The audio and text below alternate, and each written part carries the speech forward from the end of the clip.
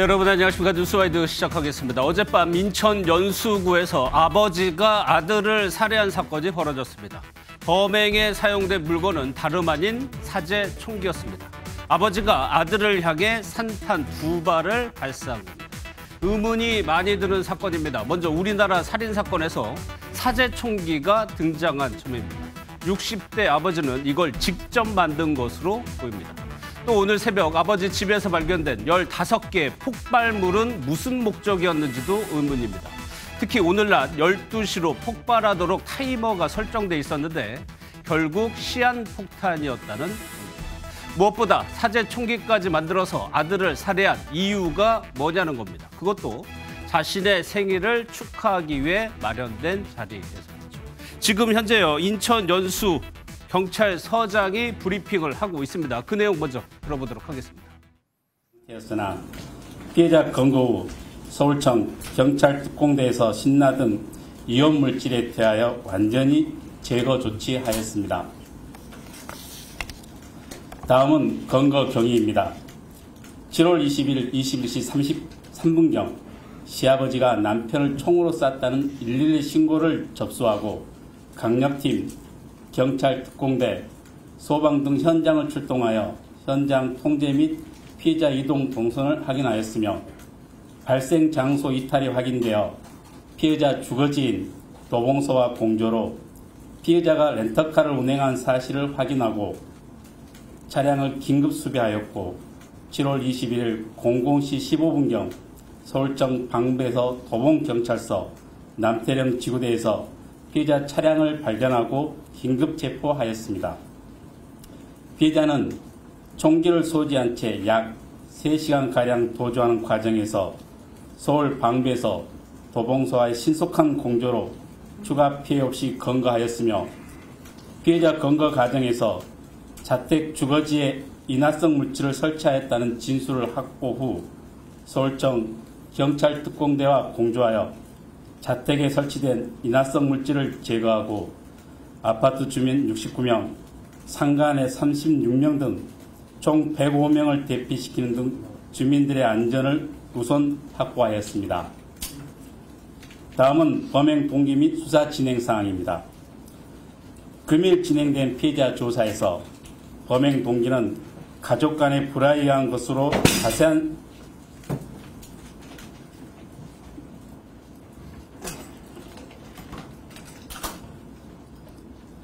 자세한 사항에 대하여는 진술을 회피하는 상황이고 총기 제작 관련 파이프 등 자재들을 구매 후 공작소에서 용도에 맞게 잘라 제작하였고 사용된 총알은 과거 오래전부터 구입하여 소지하고 있었다는 진술이며 피해자 주거진에 인화성 물질 설치 관련 피해자가 직접 연구하여 범행 전 집에서 나오기 전에 제작 완료하였다는 진술입니다.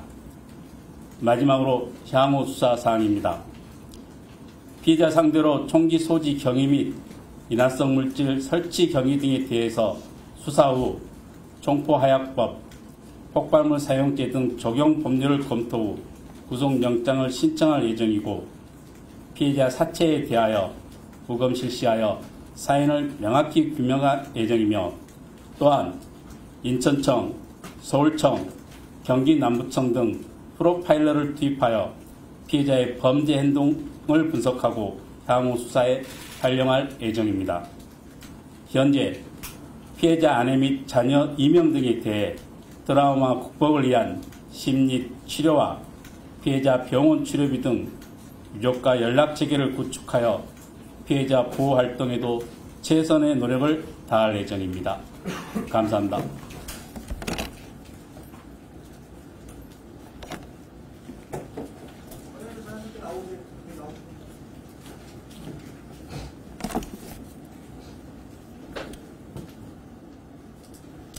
안녕하십니까. 연수경찰서 형사과장입니다. 지금부터 추가 질의응답 시간을 갖도록 하겠습니다.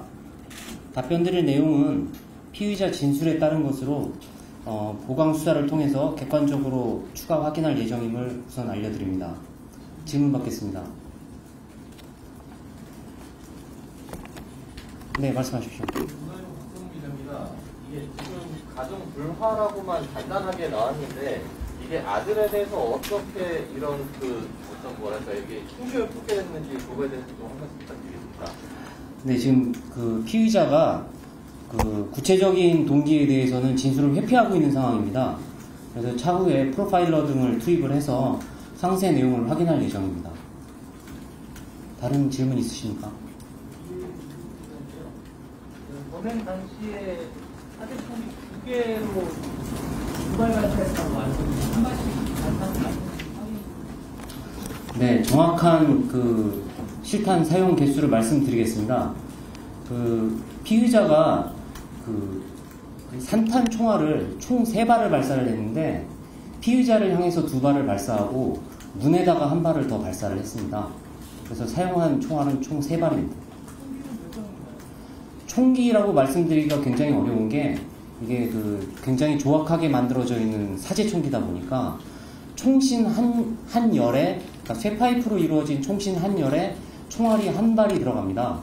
그래서 이걸 발사기라고 할 수 있는, 그러니까 손잡이가 있는데 그 손잡이에다 연결을 해서 발사를 하는 그런 형태로 이루어져 있습니다. 총기 하나에 1발 들어가잖아요. 예, 그렇습니다. 나머지 2발은 뭘로 쐈죠? 그러니까 2발을 피해자에게 이제 발사를 했고 나머지 1발은 문에다가 발사를 했습니다. 쇠파이프가 3개라는 거죠? 그렇죠. 사용한 쇠파이프는 3개입니다. 쇠파이프 3개, 손잡이 하나인가요? 예, 그렇습니다. 네. 특별히 있습니까? 사진 총기를 어떻게 제작 방법을 알게 돼서 제작을 했는지와 그리고 그 사진 총기의 작동 원리에 대해서 사제총기의 작동 원리나 제작 방법은 지금 현재 수사 중에 있고 그 피의자가 적극적으로 진술을 해주지 않고 있는 상황이고요. 앞으로 계속 수사를 통해서 밝혀내도록 하겠습니다.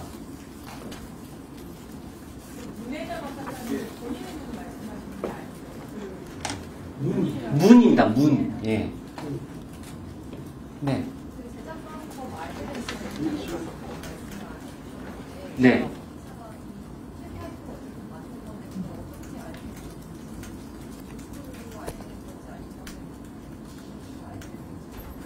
그 부분은 아직 수사 중이라서 네, 지금 당장 확인해드리긴 어려울 것 같습니다.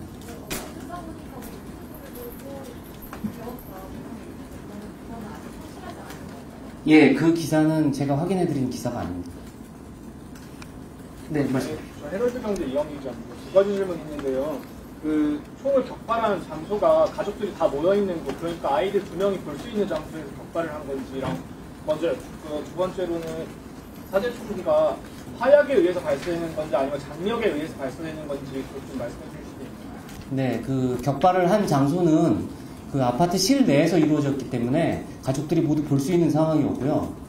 그 다음에 그 총알 같은 경우에는 일반적인 그 산탄 총알이기 때문에 뒷부분에 그 공이가 닿는 부분을 가격을 하면 그 안에 있는 장약이 폭발을 하면서 내부에 있는 쇠구슬이 발사가 되는 그런 시스템입니다. 네, 말씀. CBS 시청자인데요. 그 피의자의 진술을 범행 동기에 대해서 거부한다고 하지만 그 현장에 있었던 며느리나 누군가로부터 좀 추정되는 어떤 그 범행 동기나 이거에 대해서 추가 기사가 되겠습니다. 지금 목격자 진술도 확보를 했는데 특별히 동기라고 할 만한 부분이 현장에서 뭐 예를 들어서 피의자가 뭐 그런 말을 했다거나 뭐 소리를 질렀다거나 이런 부분이 없기 때문에 확인이 되지 않고 있습니다. 그럼 어떤 상황에서 밖으로 나갔다가 나온 거죠? 다시 네. 들어온 거죠? 총기를 가지고 들어온 거죠? 어떤 상황에서? 그러니까 화기애애한 상황에서 갑자기 나갔다가 총기를 들고 와서 발사를 했다는 거잖아요. 화기애애했는지까지는 저희가 판단하기가 어렵고요. 어쨌든 가족들끼리 모여서 이야기를 하고 있던 와중에 나갔다 들어오면서 총기를 가지고 들어온 것입니다. 과장님, 네. 차에서 총기 열정이 발견됐다고 하는데 차에는 왜 총기를 많이 갖고 있는지 하나 궁금하고요. 네. 두 번째는 이 사람이 집에다가 범행하기 전에 집에다 신나 그런 폭탄물을 설치했는데 네. 그 설치한 이유는 뭐였는지 나왔는지. 일단 그 차 안에서 발견된 그 총기라고 하시면은 조금 약간 이제 좀 뭐라고 표현하기가 좀 어려운데, 이 총기가 뭐 열정 이렇게 있었던 것이 아니라 그 총열에 해당되는 그 쇠파이프가 11점이 차 안에 있었고요. 그리고 그 피의자가 현장에다가 사용한 총열은 2점을 버리고 갔습니다. 그러니까 총기가 뭐 추가로 뭐 10몇 점이 발견된 게 아니라 그 총열이 그 11점이 발견이 된 것입니다. 그리고 그 집에다가 설치한 폭발물은 이 피의자가 다시 집에 돌아가지 않을 생각으로 자포자기하는 심정으로 집안에다 설치를 해놓은 것으로 지금 추정하고 있습니다. 혹시 총기에 관련한 전과나 정신병력 여부를 확인이 되셨나요? 네, 일단 그 총기 관련 전과는 없고요. 그 다음에 정신병력도 역시 없는 것으로 확인이 됐습니다. 네. 총기 관련이 아니더라도 전과는 있는 건가요? 그거는 저희가 확인해 드릴 수 없습니다. 이시스의 김능영 기자인데요. 네. 그 아들이 의붓 아들이라는 얘기도 좀 많던데 혹시 친아들이 맞는 건가요? 그것까지는 저희가 아직 확인해보지 못했습니다. 그 사람 혹시 몸싸움 흔적은 있었나요? 특별히 몸싸움 흔적은 없었습니다. 그러면 그 생일 축하 자리죠, 그러니까 아버지.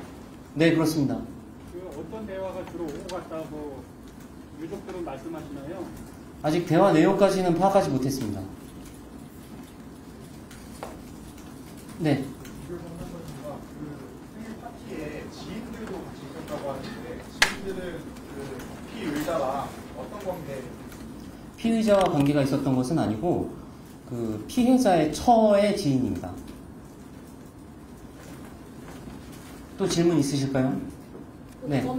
네, 맞습니다. 주치 상태도 아니었고 저희가 마약 간이 검사도 실시를 했습니다. 네, 역시 음성으로 나왔습니다. 네, 한 분씩 해주십시오. 예, 앞에서부터 순서대로 해주십시오. 예. 네. 직업이나 아니면 과거 직업 중에 통계 대학과 뭔가 연관성이 있었던 그런 기록 같은 거 있나요? 예, 그렇진 않았습니다. 현재는 무슨 상태? 무직입니다. 또 그 뒤에, 예. 네.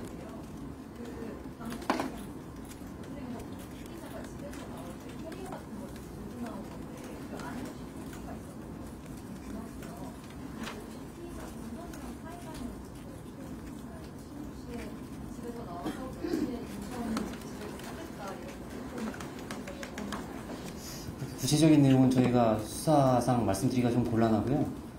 그 캐리어 부분도 저희가 이 사건과는 크게 관련은 없는 것 같은데, 예, 저희가 좀 그런 부분까지 말씀드리긴 좀 어려울 것 같습니다. 네, 인천 연수경찰서 연결해서요. 경찰서장과 과장의 지금 수사, 현재까지의 수사 결과 발표 내용을 들으셨습니다. 크게 두 가지입니다.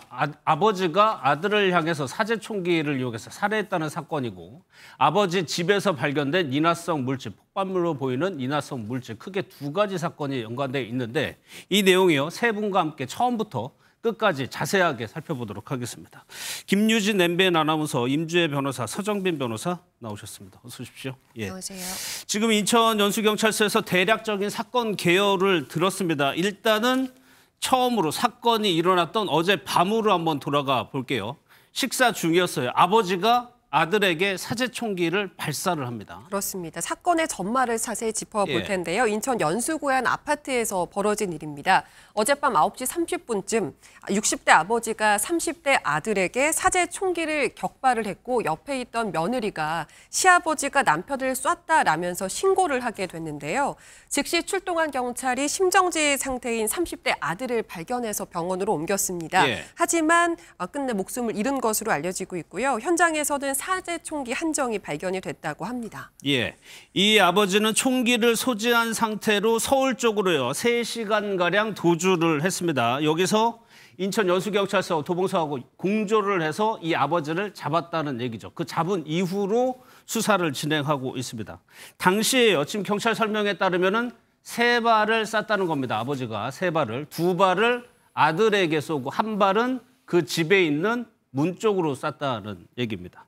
여기에 범행에 이용된 그 무기라고 하는 것이 총기라고 지금 하지만 사제총기라고 합니다. 본인이 직접 만든 조악하긴 하지만 본인이 맞습니다. 만든 총기란 얘기죠. 네, 맞습니다. 사제총기는 정식적인 절차대로 구입하거나 등록하지 않고 개인이 직접 제작한 총기류를 말합니다. 예. 말 그대로 이건 불법인데요. 이런 사제총기류는 단단한 쇠파이프나 총열을 이용해서 직접 틀을 짜서 수제로 만드는 것으로 알려지고 있습니다. 예. 그런데 요즘 유튜브나 여러 통로를 통해서 이런 사제총기류를 만드는 방법들이 좀 알려지고 있다고 해서 이제 그런 것들을 통해서 만들 수 있다. 예. 이런 위험성이 좀 커지고 있는 상황입니다. 예, 그래서 경찰에서도 이 총이라는 표현보다는 그러니까 조악한 수준이지만 총신, 총열이라고 표현을 했습니다. 그 나머지 것들이 차량에서 발견이 됐다고 하고요. 일단 그래가지고 아버지가 이렇게 범행을 저질렀어요. 아버지는 잡혔고 아들은 결국 사망했죠. 네, 그렇습니다. 안타깝게도 아들은 이제 응급실로 이송이 됐지만 결국 사망을 했고 예. 아버지 같은 경우에는 3시간 정도 도주를 한 상황에서 이후 경찰에게 이제 체포가 되어서 검거가 되고 또 이후에는 이제 조사가 진행되고 있는 그런 상황입니다. 예. 그래서 아들은 병원으로 이송이 됐지만 한 11시 넘어서 이송이 됐습니다. 하지만 아들은 끝내 사망을 했고 이 아버지는 서울 쪽으로 도주를 하다가 새벽 자정이 넘어서 잡혔습니다. 문제는 이 자리에 가족들이 다 모여 있었다는 점이죠. 그러니까 그 과정에서 아버지가 아들에게 총을 발사한 그 과정에서 말다툼이나 몸싸움은 없었다고 지금 현재 경찰은 파악을 하고 있어요. 그럼 그 과정에서 어떤 얘기를 주고받다가 갑자기 이 아버지가 차량에서 내가 뭔가 가져오러 나간 이유가 좀 더 추가적으로 좀 수사를 해야 될 필요죠. 그게 범행 동기하고 연관이 되기 때문에 일단 현재로서는 감정적인 상황에서 범행을 저지른 것 같지는 않습니다. 앞서요. 말다툼도 없었고 주치, 마약 이런 거 다 술도 마시지 않은 상태였고 마약 검사에서도 나오지 않았다고 했거든요. 그러니까 맨정신이었다는 상황입니다. 그 당시에 사고가 일어났을 때. 그러면 도대체 이 아버지는 왜 이렇게까지 아들을 살해하려고 했을까가 문제인데 일단은 가족 간 불화라고만 지금 경찰이 얘기를 했어요. 그렇습니다. 그것 외에는 아직 구체적인 범행 동기가 알려지고 있지 않은데요. 예. 문제는 이날이 이제 아버지가 아들을 공격한 이날이 아버지의 생일이었다는 거잖아요. 예. 그 아버지의 생일을 맞아서 인천 송도에 있는 아들의 집에서 아들, 며느리, 손주 둘 그리고 지인까지 모두 모여 있는 상황이었습니다. 예. 이제 그런데 한 보도에 따르면 이 60대 남성이 그럼 어떻게 하다 이런 일을 저질렀느냐. 한 보도에선 이런 내용이 있었거든요. 잠시 편의점에 갔다 오겠다고 하고 나간 뒤에 돌아와서 이런 일을 저질렀다. 예. 이제 이런 정황이 담긴 보도가 나오기도 했는데 이 사실은 조금 더 짚어봐야 될 부분이지만요. 어쨌든 가족이 함께 모인 생일 식사 자리에서 벌어진 일이란 건 변함이 없습니다. 예. 아버지가 왜 아들에게 이런 일을 했을까 가장 궁금한 부분이기도 한데요. 우선 경찰에 따르면 아버지는 아들을 살해한 이유에 관해서 가정 불화를 주장한 것으로만 알려지고 있는 예. 상황입니다. 가족 간 불화가 있었다까지만 현재까지 경찰에 진술한 내용이고 구체적으로 이 가족 간의 불화가 어떤 내용인지는 지금 이 아버지가 진술을 하지 않는 상황이었습니다. 그러니까 본인의 생일에 아들 내외가 본인을 초청을 한 거예요. 그래서 생일 파티를 하고 있는 도중에 갑자기 나갔다 오겠다 해가지고 본인 차에서 이 총열, 사제 총기를 가져와서 살해를 한 상황이 됐습니다. 그러면 이 사제 총기라고 불리는 것이 현재로서는 본인이 일단 무언가를 보고 참고해서 직접 만든 총기로 보여요. 네, 그렇습니다. 이제 사실 이런 조사가 진행되기 전에 과연 이 사건에서 사제 총기를 어떻게 구할 수 있었느냐, 예. 어떻게 소지를 하게 됐느냐, 여기에 대해서도 당연히 조사가 진행될 것이다라고 봤는데 사실 우리나라 같은 경우에는 당연히 이런 불법적인 총기를 직접 만들거나 혹은 불법적인 사이트를 통해서 구매하는 방식 두 가지를 생각을 해볼 수가 있습니다. 예. 그리고 이제 지금 경찰에서 조사를 한 내용에 의하면 현재 피해자의 진술을 들어봤을 때 이 총기는 직접 본인이 제작을 한 것으로 지금 이렇게 알려지고 있는 상황입니다. 예. 이 내용에 의하면은 일단 총기 제작법은 유튜브 등을 통해서 이제 배웠다라고 진술을 했고 필요한 재료들을 구매를 해서 공작소에서 제작한 것이다라고 일단 보여지는 상황이고요. 예. 또 한편으로 이 총기에 쓰였던 이 탄알 이 산탄용 탄알이 쓰였다고 하는데 이 산탄용 탄알이라는 것은 이제 탄알 하나에 여러 개의 그런 작은 총알들이 들어가 있어서 한번 사격했을 때 여러 개의 그 총알이 한꺼번에 발사가 되는, 그래서 살상력이 상당히 높다라고 알려지는 방식의 탄환입니다. 이 탄환을 만드는데 필요한 그 쇠구슬, 이 쇠구슬은 예전에 다른 개인으로부터 구매를 해서 준비를 했었다라고 지금 진술이 나오는 상황으로 보입니다. 그래서 지금 결국 이 불법 사제 무기, 사제 총기는 이 가해자 피의자가 이미 예전부터 준비를 조금 시작을 했었고 또 인터넷을 통해서 알게 된 그런 제작 방식을 통해서 직접 제작한 것으로 보여지는 상황입니다. 다행이라고 표현을 할까? 지금 보면은 이 실탄은 20년 전에 구매를 했다고 진술하고, 그리고 남은 실탄이 86개요. 범행 후에 남은 실탄이 86발을 경찰이 확인을 했다는 겁니다. 이 총기를 들고 도주를 했기 때문에 더 큰 사고로도 이어질 가능성이 있었는데, 여기에 또 서정민 변호사님, 남은 실탄이 있고 차 안에서는 이제 총열이라고 표현을 하던데, 쇠 파이프 같은 게 발견이 됐다. 거기다가 총알을 넣어서 발사한다는 거죠. 그게 발견됐다는 거죠. 일단 그런 것 같습니다. 지금 경찰의 발표에 의하면은 총기까지는 아닌데 이 총신으로 쓰일 수 있는 그 쇠 파이프가 11정 정도가 트렁크에서 발견됐다라고 합니다. 아무래도 그렇다면 지금 이 만들었던 이 총기 자체의 총신이 결국 쇠 파이프로 만들어진 것이다라고 보여지고, 추가적으로 더욱 제작을 할 수 있는 재료라고 볼 수가 있는 것 같습니다. 그래서 뭐 지금 다른 장소들도 당연히 수색을 더 해 나가겠지만 현재로 총기 자체는 하나인 것으로 보이고, 다만 혹시나 이런 재료들을 사용하려 했던 흔적들이 있는지를 또 더 살펴봐야 될 것 같습니다. 그러니까 임주열 변호사, 이 사제 총기라는 것은 무언가 목적을 가지고 이 아버지가 꽤 오랜 시간 준비했다는 생각이 드네요. 계획범죄라는 그런 추측도 충분히 가능한 상황입니다. 이미 준비를 하지 않으면 이런 무기를 갖고 이 아들 집에 갈 이유가 없죠. 그렇죠. 상식적으로는 납득이 되지 않는 사유고, 하루아침에 만들었을 리는 없어 보입니다. 오랜 시간 동안 준비를 하고 재료도 모으고 이에 따라 조립하는 과정까지를 거쳤다고 생각하면은 창전에 이미 준비가 된 그런 범죄가 아닌가, 이런 추측도 현재로서는 조심스럽지만 가능할 것 같고요. 기본적으로 총기를 사용했기 때문에 중형을 피하기 어렵습니다. 우리나라에서는 총기를 개인적으로 갖고 있는 것 자체가 허용이 되지 않습니다.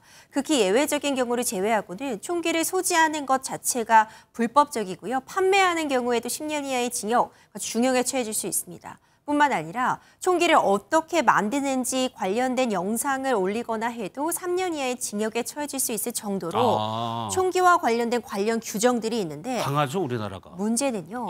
해외 사이트 등을 통해서도 충분히 총기를 제작하는 방법을 알 수 있다는 점입니다. 우회적으로 이런 정보를 얻는다면 실질적으로 총기를 조립하는 방법이 인터넷상에 올라와 있어도 우리나라 법에 따라서 규제하기가 좀 어렵다는 그런 현실적인 어려움이 있습니다. 일단은 이런 상태로 해서 아들에 대해서 범행을 저질렀습니다. 또 하나가 지금 나오는 내용이 뭐냐면, 이제 잡았어요. 이 아버지를 이제 남태령 부근에서 잡았는데 집안에 인화성 물질을 설치해뒀다는 경찰 진술을 경찰이 확보를 합니다. 그래가지고 서울 도봉구로 갑니다. 도봉구에 이 아버지 집으로 가게 돼요. 그 안에 가봤더니 깜짝 놀랄 물건이 또 있었다는 거죠. 맞습니다. 그 진술 그대로 실제로 자택에서 14통 분량의 신어와 타이머 등으로 구성이 된 사제 폭발물이 발견이 된 거죠. 한 언론 보도에는 이런 내용이 나오고 있는데요. 신어는 다양한 모양과 크기의 통에 담겨 있었고, 이 통들이 안방이나 거실 등 집안 곳곳에 설치돼 있었다는 거예요. 각각 타이머와 연결이 되어 있었던 것으로 보인다. 그런데 다만 실제로 이 남성의 주장처럼 정말로 낮 12시에 터지도록 타이머가 설정돼 있었는지 부분까지는 아직 확실히 확인이 되지 않는 상태인 것으로 보이는데요. 하지만 경찰 말에 따르면 설치된 사제 폭발물들은 실제로 터졌을 경우 엄청난 인명피해가 발생할 수도 있는 위험한 상태였다고 하고요. 다행히 모든 폭발물은 제거가 됐고, 이제는 괜찮아진 상태이긴 하지만 만약에 이 남성이 자백을 하지 않았고 만약에 제때 이 남성을 체포하지 못했더라면 어떤 일이 발생했을까 상상하면 아찔합니다. 그러니까 현재로서는 이 60대 아버지가 본인의 생일잔치에 가기 전에 인화성 물질의 점화, 시한폭탄 마취 이런 거 설치를 하고 총료를 다 챙겨가지고 아들 집에 갔다는 얘기입니다. 그래가지고 앞서 경찰에 대해서 그러면 이 인화성 물질은 왜 설치를 한 거냐에 대한 질문이 있었죠. 거기에 대해서 경찰이 정확히는 모르겠지만 자포자기 심정은 아니었을까라고 지금 추측을 하고 있는 상황이에요. 그러니까 임준혁 변호사, 이 남성은요. 본인이 만약 잡혔을 경우를 대비했을까요? 아무튼 무언가를 또 집에서 터뜨리도록 해놓고 나갔다는 얘기거든요. 현재로서는 추측만 가능한 상황인데 본인의 생활 주거지에 어떤 흔적들을 완전히 없애려고 했던 시도, 그 경우에 따라서는 증거인멸을 위해서 이런 폭발물을 설치해놨을 가능성도 있다고 봅니다. 또 경우에 따라서는 뭐 스스로 목숨을 끊기 위해 이렇게 폭발물을 설치해놨을 가능성도 있는데 좀 중요한 지점은요. 이렇게 폭발물을 설치하면 본인의 집, 본인의 건강뿐만 아니라 다른 시민들에게도 피해를 끼칠 수 있다는 점은 충분히 인지할 수 있는 상황이잖아요. 그렇죠. 이거는 어떤 고의성이 충분히 있는 상황으로 보여집니다. 폭발물이 지금 정말 다행스럽게도 분해가 되어서 안전한 상황이지만 만약 실제로 폭파가 되었다거나 일부라도 이것이 불이 붙여져서 문제가 됐다면 정말 큰 인명피해로 나아갈 수 있었거든요. 이런 부분들, 원인이라든가 이 과정에 대한 부분의 조사도 좀 더 철저하게 이루어질 필요 있어 보입니다. 그래서 앞서 경찰도 얘기했지만 그 진술을 확보하고 도봉구로 가서 지금 주민들, 인근 건물, 같은 건물에 있는 주민들을 저 새벽에요. 대피를 시키는 모습입니다. 그래가지고 그 점화 장치를 제거했다는 얘기죠. 그 시각이 오늘 잠시 전이었죠. 정오였다는 얘기입니다. 그러면 서정민 변호사, 일단은 진술을 하고 이건 본인이 얘기했다고 해요. 그러니까 다른 곳에 설치될 가능성, 이것도 더 봐야 될까요, 이것도?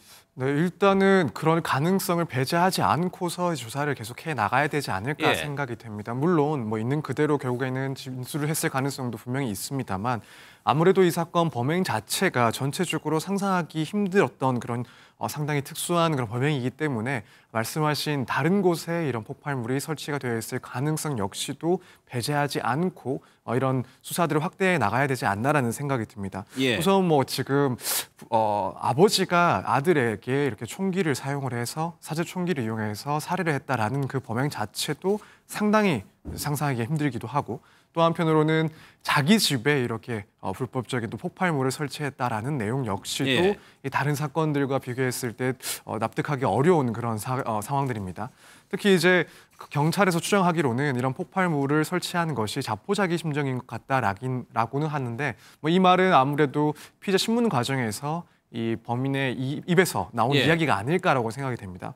그런데 실제로 뭐 자포자기 심정이었다라고 한다면 이런 총기를 이용한 범행을 저지르기 전에 자포자기 심정을 가지고 뭔가를 폭발물을 설치했다라는 것도 사실 납득하기가 매우 어렵고 범행을 저질렀을 때나 혹은 그 이후에라도 자포자기하는 심정이었다라고 한다면 뭐 현장에서 경찰이 도착할 때까지 머무르거나 혹은 자수를 생각을 했어야 될 텐데 그런 것들 전혀 없이 도주까지도 한 상황에서 미리 자포자기의 심정으로 이런 폭발물을 준비했다는 것은 아무래도 납득하기 매우 어렵지 않나. 그래서 일단 진술은 그대로 경찰에서 발표를 했지만 실제 범행 동기나 목적에 대해서는 조금 더 자세하게 살펴봐야 될 것 같고 그렇다면은 혹시라도 있을지 모르는 그런 뭐 다른 폭발물이나 위험물에 대해서는 조금 신중하게 접근해야 되지 않을까 이렇게 생각이 됩니다. 이게 인화성 물질이 10개 이상 설치가 되게 하나가 불이 붙으면 다 불이 붙는 걸로 지금 돼 있기 때문에 대형 사고로 번질 수 있는 상황이었습니다.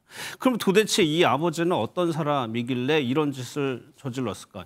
현재 앞서 경찰 브리핑에서는 술도 안 마시고 약물도 안 했고 정신병력 또 없는 걸로 지금 파악을 하고 있는데 좀 나오는 내용이 있나요? 이 아버지에 대해서? 네, 일단 총기와 폭발물을 직접 제작을 했다고 하니까 관련 직업을 가지고 있을 것 같지만 경찰 발표에 따르면 군인이나 경찰 출신이 아닌 자영업자였다 이렇게 전해지고 있습니다. 또 같은 아파트에 사는 주민들은 이 남성에 대해서 이렇게 기억하고 있었는데요. 이 아파트에 꽤 오래 살았는데 주민들과 전혀 왕래가 없던 사람이고 관리비도 몇 년 동안 안 냈다고 들었다. 또 항상 연장을 들고 다녔다. 이런 증언들이 나왔습니다. 또 주민들 사이에서는 이 남성이 이전부터 아들과 좀 다툼이 있었다. 이런 관련한 이야기도 나왔다고 하는데요. 어떤 주민은 아내와 이혼을 하고 이 남성이 예전에는 아들과 함께 살았다고 하는데 이 최근엔 혼자 산다고 하더라. 그러면서 아들이 유학을 다녀왔다고 들었다. 이런 증언을 한 주민도 있었고요. 우리 아파트가 7, 80평대로 꽤 넓은 평수인데 이 남성분 혼자 산다고 해서 조금 이상한 부분이 있지 않나. 좀 좀 의심스럽게 생각한 부분이 있었다. 이런 이야기를 했던 주민도 있었습니다. 예. 지금 여러 이야기가 좀 주민들로부터 나오고 상충되는 있는 얘기도 있어요, 지금. 같은데 하지만 지금으로선 이 모든 이야기가 사실이라고 보기는 어려울 것 같고요. 경찰 조사 결과를 좀, 그렇죠. 좀 신중하게 지켜봐야 할 것 같습니다. 지금 주민들의 얘기는 이제 언론사들이 이제 취재를 하는 과정에서 들은 얘기를 이제 나오는 얘기인데 7, 80평 정도인데 또 관리비도 못 낼 정도 형편인 건가. 좀 모순되는 내용도 상충되는 부분이 있습니다. 이 부분은 경찰이 수사를 해야 될 것 같은데 서정배 현재까지의 정황으로 보면 일단 계획범죄일 가능성이 굉장히 높아 보입니다. 네, 그렇습니다. 사실 지금 전체적인 범행의 흐름을 봤을 때는 계획적인 범행이라는 표현 밖에는 뭐 달리 이 사건을 설명할 수는 없을 것 같다라고 생각을 하고 있습니다. 특히 일단 범행 도구로 총을 가지고 그걸 미리 자신이 제작한 총을 가지고 이 범행 현장까지 찾아갔다라는 것 자체부터 이미 이 사건은 계획하에서 시도가 됐고 진행이 됐던 사건이라고 볼 수밖에 없습니다. 심지어는 이 사건 범행을 저지르기 이전에도 어쨌든 관련해서 자신의 주거에 폭발물을 설치하기도 했었고 또 범행을 완료한 이후에는 도주를 한 그런 정황까지를 봤을 때 이 사건 같은 경우에는 뭐 고의성을 넘어서 실제로 뭐 계획적인 그런 범행이다라고 판단될 만한 사정들이 너무나도 많은 사건입니다. 그래서 이 부분 물론 추가적으로 이 계획성에 대해서 경찰은 조사를 해 나가긴 하겠지만 사실 뭐 지금까지 드러난 상황을 보더라도 앞으로의 수사 혹은 재판 단계에서 계획적인 살인 범행이다라는 점을 인정하는 데는 어느 정도 충분한 상황이 아닌가 이렇게 생각이 됩니다. 아니 이런 사건들 과거에 보면은 갑자기 말을 바뀌어서 우발적 범행이라고 주장하는 경우가 많잖아요. 근데 이번에는 이게 좀 비극적인 일이긴 하지만 손주도 있었고 며느리도 있었고 가족들이 보는 자리에서 사건이 일어났기 때문에 그분들의 증언도 그게 영향을 미치겠죠. 그런 거를. 네, 그렇습니다. 물론 이 피해자들이 또 증언을 하는 그런 과정 역시 또 순탄하지는 않을 거라고 생각은 합니다. 아무래도 가족 간에 발생한 비극적인 범죄이다 보니까 그 진술을 구체적으로 청취하는 것도 상당히 힘들지 않을까라고 생각은 들지만 다만 그럼에도 불구하고 이런 피해자의 가족들, 다른 가족들의 그런 진술 역시 이 사건 범행에 대해서 조금 더 구체적으로 파악을 하는데 어느 정도 도움이 될 거다라고 생각은 합니다. 물론 뭐 지금까지 경찰의 발표에 의하면 이 범행 자체는 순식간에 또 저질러진 상황이다 보니까 가족들의 구체적인 진술이 조금 이어지기는 힘들 수도 있습니다. 그럼에도 불구하고 그 외의 사정들로 비춰봤을 때 충분히 계획성을 입증할 만한 그런 내용들이 나오지 않나. 특히 뭐 예를 들어 지금 범행 도구인 이 사제 총기를 준비하는 데 있어서도 뭐 어디서 뭐 사냥이나 혹은 기타 뭐 수렵 활동을 위해서 구입한 것도 아니고 자신이 인터넷을 통해서 확보한 그런 자료를 토대로 해서 이 범행 도구를 직접 만들었다라는 점이 또 보이는 상황이기 때문에 이런 일면만 보더라도 사실 계획성을 입증하는 데는 상당히 뭐 충분한 상황이 아닐까 생각이 듭니다.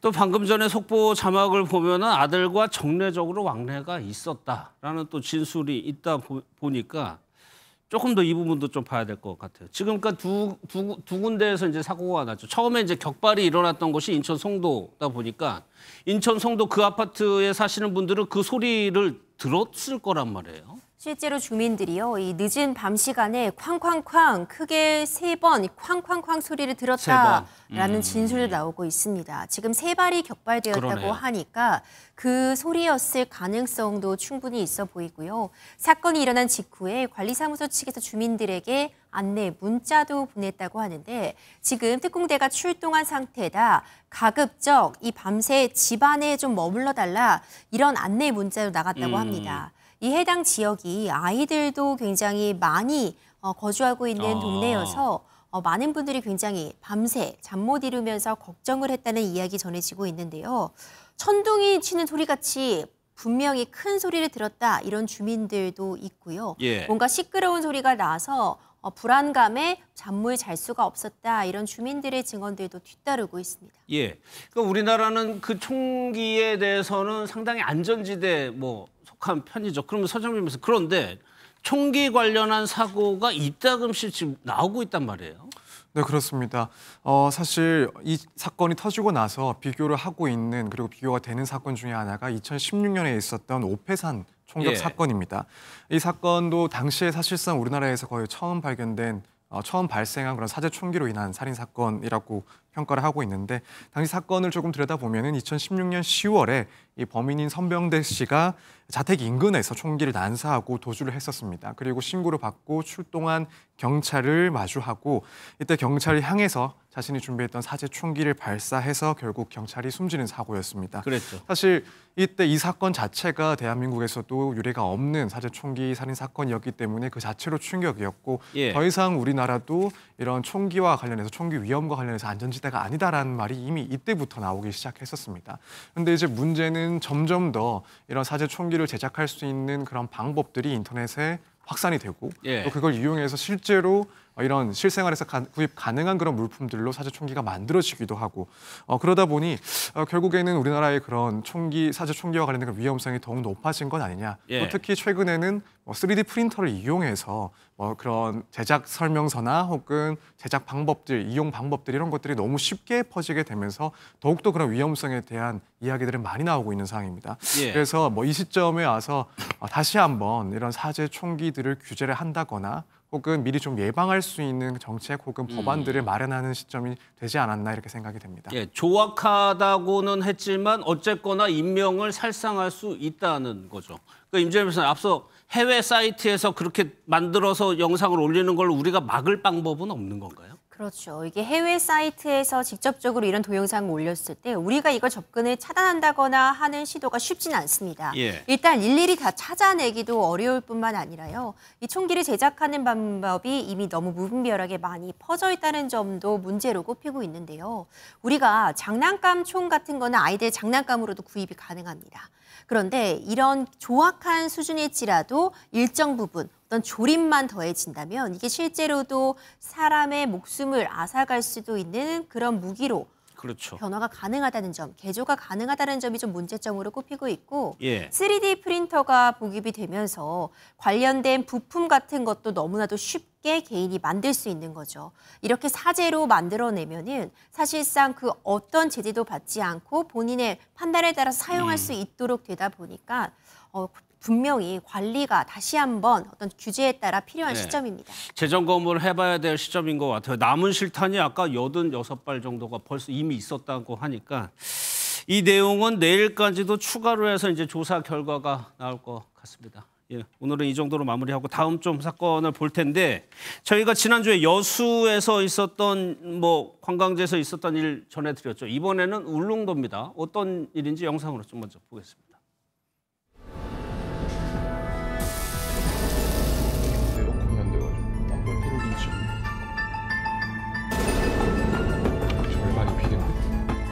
이름을 이렇게 일부러 이렇게 거의 반씩 이렇게 주시는 거예요? 그러니까 저희는 뭐 이렇게 막 김치고기처럼 가볼 때마다 삼겹살로 삼겹살이라는 게 아니라 네. 이제 누구 손이 갖고 저래서 누구 저희가 인위적으로 썰어드려요.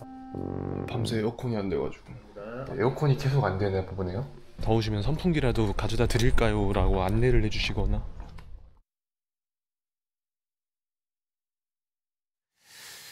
울릉도를 우리나라의 천혜의 관광지라고 하는데 울릉도에서 바가지 요금 논란이 일고 있습니다. 앞서 영상에서 잠깐 삼겹살 네. 요겁니다. 근데 보면은 어떠세요? 한 조각이잖아요. 그리고 일단 저 비율이 살코기와 지방이 지방의 너무 비율이 많네요. 비계가 반 이상이 있잖아요. 예. 그러니까 이걸 보고서 일부러 저렇게 주시는 거냐고 물었대요. 이 해당 유튜버가. 1인분을 시켰더니 이렇게 나왔다는 거죠? 그랬더니 식당 측에서 저희는 육지고개처럼 이렇게 좀 각을 잡아서 썰어주는 게 아니고 좀 퉁퉁퉁 썰어서 드린다. 이렇게 이야기를 했다는 거예요. 그랬더니 유튜버가 이거 처음 보는 사람은 비계 너무 많아서 놀라겠어요. 이렇게 이야기를 했대요. 예. 굉장히 완곡하게 표현을 했잖아요. 그랬더니 처음에는 다들 그런데 먹고 보면 다 맛있다고 하신다. 이렇게 대답을 했다고 하니까 이렇게 말하면은 뭐라고 답하겠어요? 그러니까 여기 이 두께가 어느 정도나 되는지 모르겠는데 두께감이 있어 보이긴 하지만은 전체적인 고기 비율에서 지방 비율이 너무 높은데 이제 울릉도에선 이렇게 한다는 식으로 얘기를 네. 했다는 건데 그래서 진짜 그게 그런 겁니까? 저도 진짜 그런데 저만 모르나 싶어서 네. 열심히 찾아봤습니다. 울릉도에선 혹시나 이렇게 이 비계가 더 많은 부분을 더 맛있다 네. 이렇게 칠 수도 있잖아요. 그런데 아무리 찾아봐도 그런 내용이 없는 걸 보면 딱히 울릉도라고 해서 우리랑 입맛이 다르거나 기준이 다르거나 그러진 않은 것 같습니다. 서 변호사님 고기 좋아하세요? 이게 실제로 지방을 좋아하시는 분들이 있긴 합니다만 이 정도 비율까지 좋아하실까 싶기도 하고요. 근데 저도 고기를 좋아하긴 하는데 예. 애초에 이제 삼겹살이라고 하면 제가 알기로는 뭐 살코기와 지방의 겹이 3개다 해서 삼겹살이라고 알고 그렇죠. 있는데 예. 지금 저 사진을 보면은 뭐 아예 겹이 없어서 녹엽살이라고 하는 게 맞지 않나 싶긴 합니다. 일단 뭐 비전문가가 보더라도 이런 음식은 좀 잘못된 거 아닌가 생각을 할 수밖에 없는데 실제로도 이 영상이 업로드되고 나서 이 정육점을 7년째 운영을 하고 있다라는 누리꾼이 또 댓글을 달기도 했습니다. 그래서 설명을 하기로는 해당 부위는 지금 삼겹살이 아니다.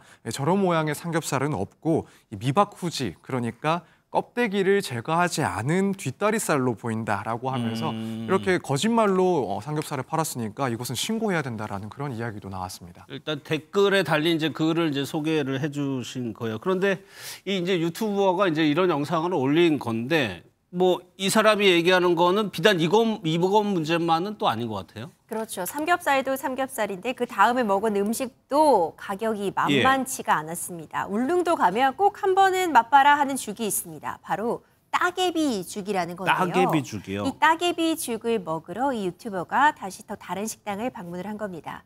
지금 보시는 이 식당에서 먹은 건데 따개비 죽이라고 되어 있어요. 그런데 지금 공기에 담겨 있죠. 이 가격이 어느 정도 하나 봤더니 2만 원이었습니다. 아, 2만 원이요? 물론 이 따개비죽이 맛은 정말 좋았다고 해요.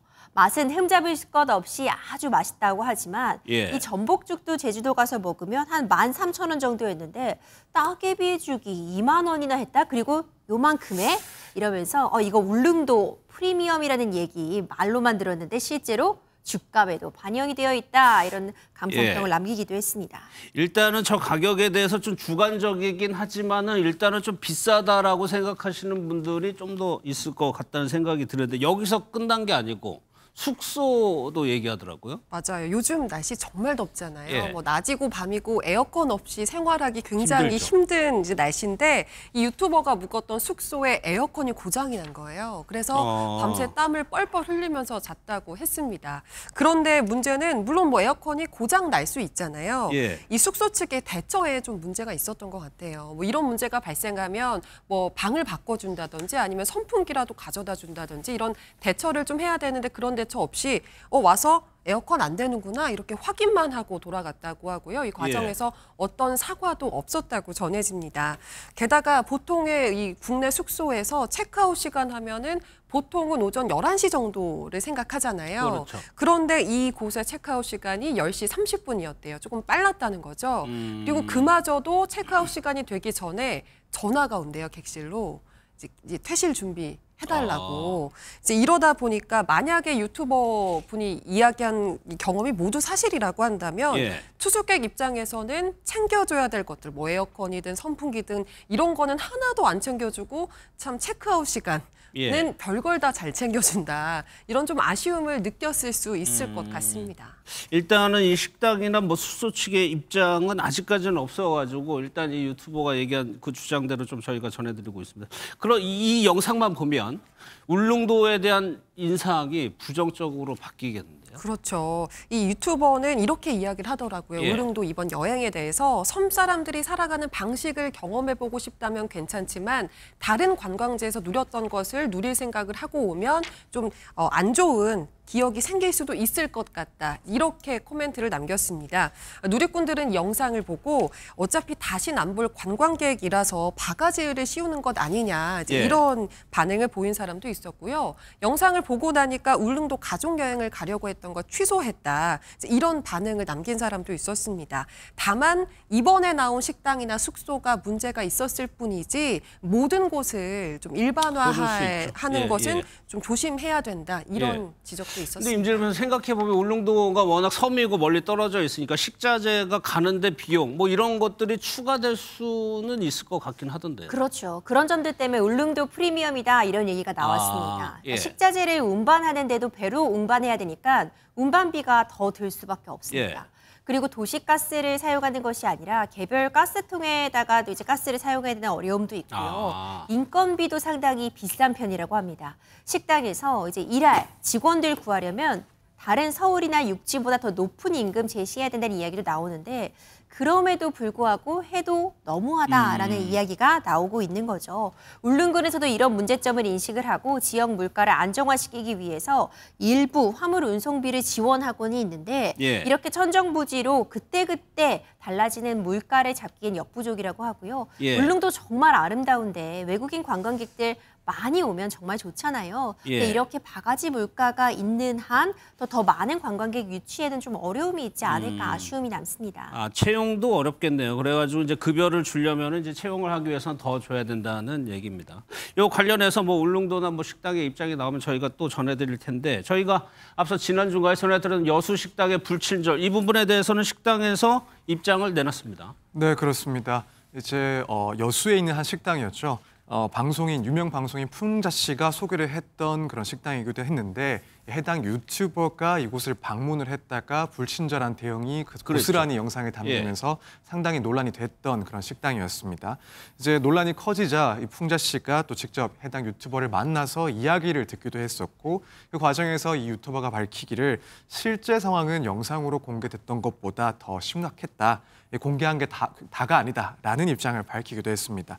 그러다 보니 해당 업체, 해당 식당 측에서 식당 앞에다가 자필 사과문을 붙였습니다. 내용을 보자면 문제 일으켜서 죄송하다. 앞으로는 친절하고 부드러운 손님 맞이를 하겠다. 죄송하다라는 내용이었습니다. 뭐 결국 이런 자필 사과문을 올릴 수밖에 없었던 이유를 생각해 보자면 생각보다 상당히 이 식당의 비판적인 여론이 계속되다 보니까 아무래도 식당 입장에서는 이 점을 신경 쓸 수밖에 없지 않았나. 그래서 사과문을 내놓을 수밖에 없지 않았나 이런 생각이 듭니다. 사실 뭐 우리가 여행을 갔을 때 좋은 풍경을 보는 것 그리고 맛있는 음식을 먹는 것도 좋긴 한데 또 가장 기억에 남는 것 중 하나가 거기서 내가 어떤 경험을 했는지 그것이 뭐 숙박업소든 혹은 음식점이든 좋은 경험이 있었다라고 한다면 다시 방문을 할 거고 그렇지 않다면 뭐 그 여행지에 대해서 평가가 상당히 부정적일 수밖에 없는 것 같습니다. 이런 점을 신경을 쓴다면 또 휴가철이 다가오고 있는 지금 시점이다 보니 뭐 여수든 혹은 제주도, 울릉도든 이런 관광지에서는 조금 더 관광객들에 대해서 신경을 쓰는 그런 서비스가 필요하지 않나 생각이 듭니다. 이게 인식이 지역 전체로까지도 확산될 우려가 있어가지고 조금 더 신경을 써야 될 것 같습니다. 다음 사건은 설악산에서 발생한 일인데 70m 상공에서 그야말로 아찔한 사고가 일어났습니다. 맞습니다. 어제 오후 설악산 케이블카가 운행 도중에 공중에서 멈춰서는 일이 있었습니다. 해당 케이블카는 설악산 국립공원 소곡원에서 출발을 해서 해발 700m 권금성 구간까지 왕복하는 그런 케이블카였는데요. 보시는 것처럼 상공 70m 지점에서 그냥 멈춰선 거예요. 그 안에 그대로 타고 있는 상황이었겠죠. 많은 분들이 공포에 떨 수밖에 없는 그런 상황이었습니다.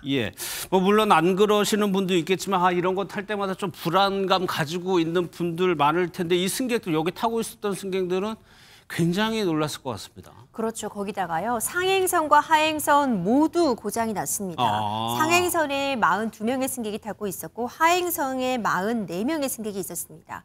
뿐만 아니라 권금성 대기소에는 무려 승객 173명이 내려가기 위해서 기다리고 있는 상황이어서 이렇게 많은 승객들의 발이 말 그대로 꽁꽁 묶어버린 겁니다.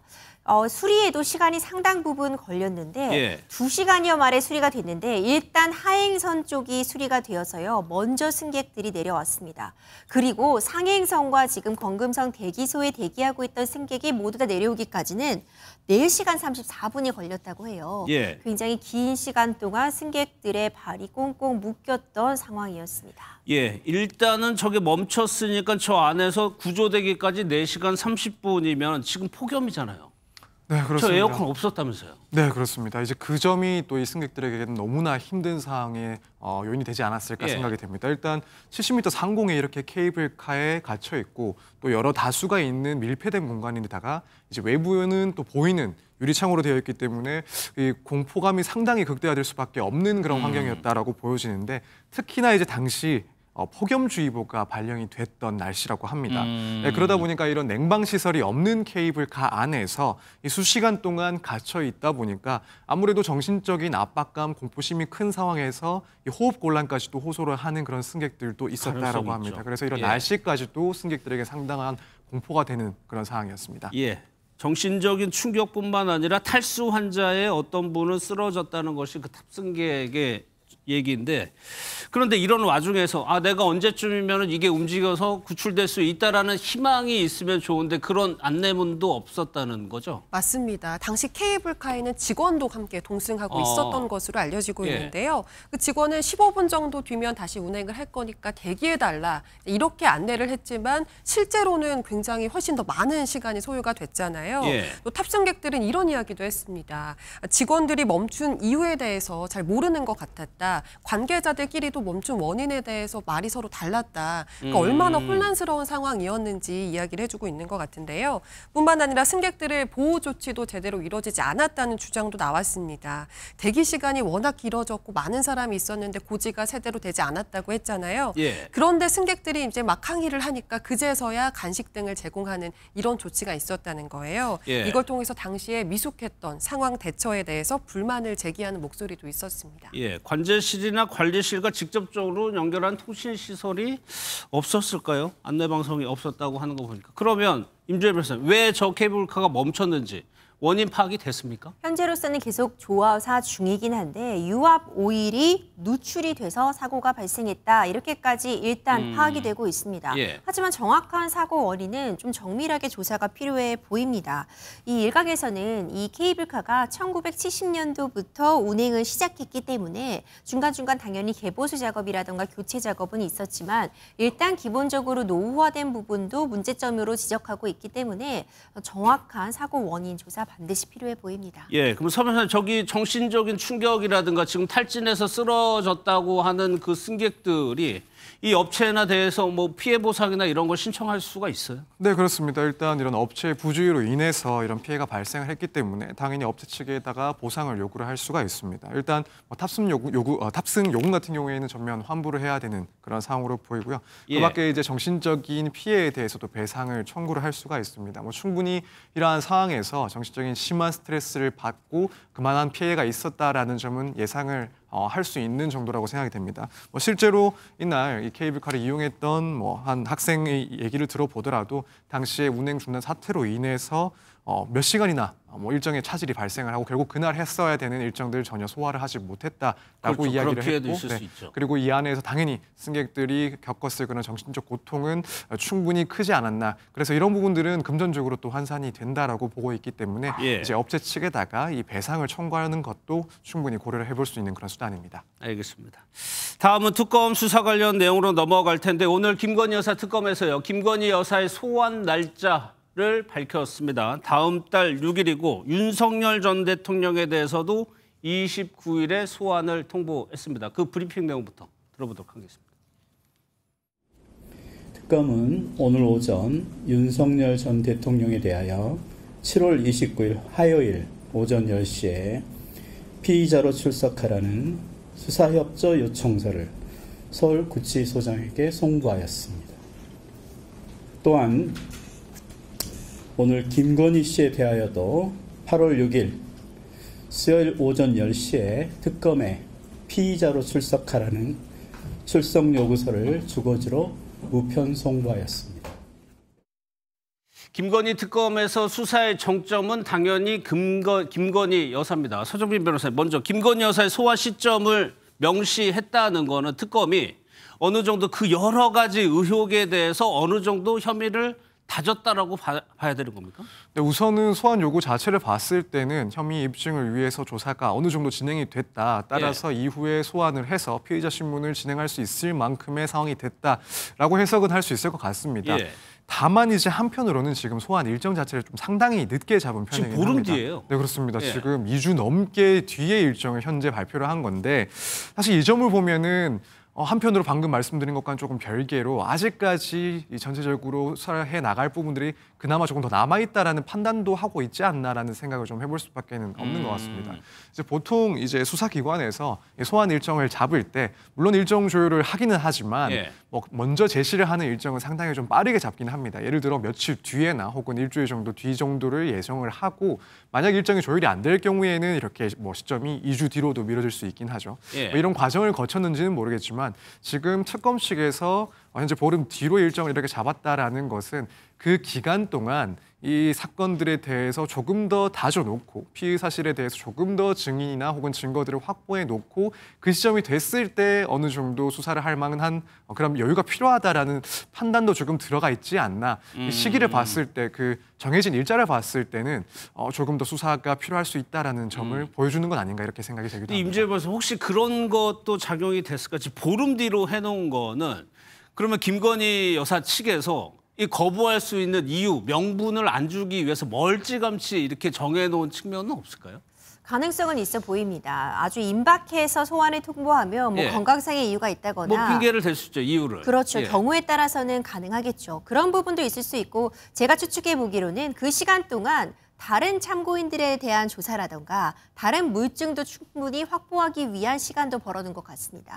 그렇다면 최종적으로 김건희 여사에게 질문을 던질 때 보다 정확하게 팩트에 근거하고 증거를 가지고 또 질문을 던질 수 있는 그런 상황도 있어서 그런 부분들이 감안돼서 일단 다른 건강상의 이유나 기타 사정을 좀 핑계를 댈 여지를 줄이고 또 경우에 따라서는 좀 더 확실한 증거를 확보하기 위해서 좀 시간의 여유를 둔 것이 아닌가 생각이 됩니다. 그래가지고 오늘 특검에서 브리핑하면서 뭐라고 했냐면 일정을 넉넉하게 잡은 이유에 대해서 자발적인 출석을 염두에 두고 있다라고 얘기를 하고 있습니다. 또 하나, 사무실 또 하나 특이한 점이 피의자라고 아예 얘기를 해버렸어요. 김건희 여사에 대해서. 그리고 하루로 조사가 힘들 것 같다라고 했습니다. 그 피의자로 그때 상황을 예상해 보면 피의자로 소환해서 거의 하루 뭐 몇 번 아니면 그날 시간이 길어질 수 있고 그것까지 이미 다 지금 특검에서는 준비를 하고 있는 것 같아요.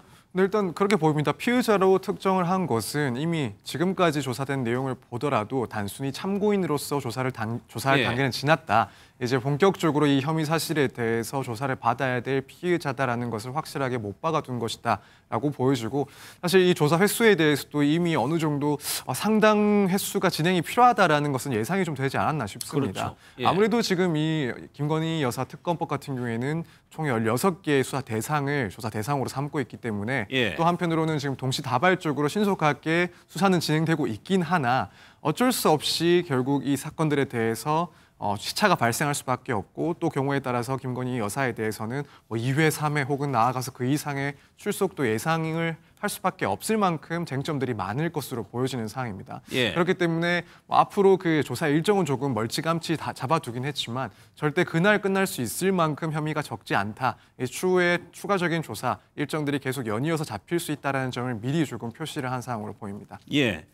그래서 오늘 특검이 누구를 불러서 조사를 했냐면 이종호 전 대표라고요. 김건희 여사의 이른바 자금관리인으로 알려졌던 사람을 오늘 소환해서 조사를 하고 있습니다. 여기에서 어떤 진술 정황이 나왔냐면 김 여사나 VIP에게 얘기해서 뭔가 해주겠다라는 식이라든가 김 여사가 사건을 계속 챙겨보고 있다는 식의 말이나 문자를 했다는 정황이 있다는 겁니다. 그러면 임주혜 변호사님. 지금 이종호 전 대표가 이런 얘기 왜 김 여사를 이렇게 언급한 이유를 물어보겠죠. 일단 특검에서는. 그렇죠. 이종호 전 대표가 사실상 키맨으로 분류가 되고 있습니다.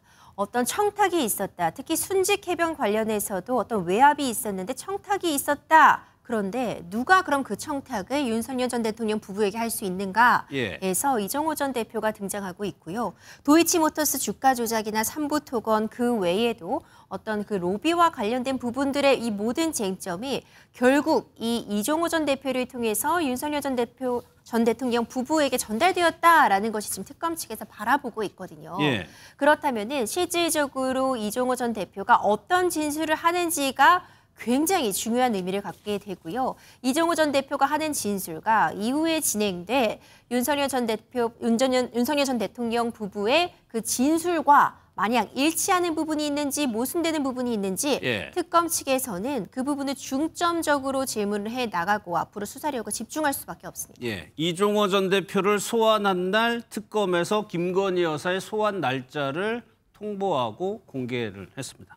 마지막으로 하나만 더 짚어볼게요. 서정빈 변호사. 윤석열 전 대통령에 대해서도 소환 통보했거든요. 29일입니다. 그리고 혐의를 공직선거법 위반 혐의를 들었어요. 이거는 명태균 씨 관련 의혹밖에 지금 안 떠오르네요. 네, 저도 지금 이 공직선거법 위반 혐의라고 하면 막상 떠오르는 것은 당연히 이제 명태균 씨와 관련된 공천 개입 문제입니다. 지금 특검에서 보고 있는 내용은 명태균 씨에게서 그런 불법적인 여론조사를 무상으로 제공받고 그 대가로 이제 공천에 개입을 했다, 공천 자리를 김영선 전 의원 등에게 내주었다라는 그런 혐의를 받고 있는 상황입니다. 지금 이 사건은 사실은 뭐 이미 이전부터 그 내용에 대해서 어느 정도 언론 보도를 통해서 드러난 사실관계들이 있기 때문에 여기에 대해서 결국 특검에서는 윤석열 전 대통령에 대한 소환 조사를 이제 실시하는 것이다라고 볼 수밖에 없는 것 같습니다. 물론 향후에 윤 전 대통령에 대한 현 이 특검이나 혹은 다른 특검에서의 소환도 당연히 발생할 겁니다. 그밖에 최상병과 관련된 의혹, 그 원인에는 결국에는 뭐 VIP 개입설, 경로설 등이 포함되어 있고 또 그렇다면 순차적으로 윤 전 대통령에 대해서 소환을 할 것이다라고 볼 수 있는데 일단 가장 먼저는 결국 공직선거법 위반, 그러니까 명태균 씨를 통해서 명태균 씨와 관련해서